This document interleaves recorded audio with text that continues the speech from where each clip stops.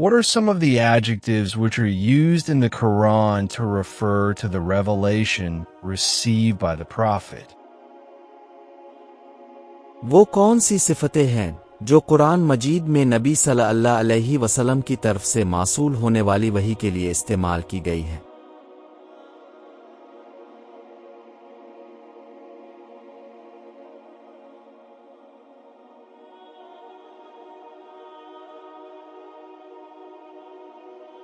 Nur, Light, Rama, Mercy, Majid, Glorious, Mubarak. نور، روشنی، رحمت، رحمت، مجید، شاندار، مبارک، برکت۔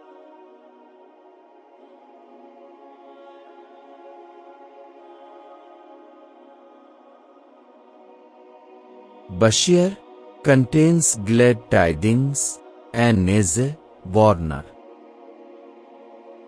بشیر خوشخبری پر مشتمل ہے اور نذیر ڈرانے والا۔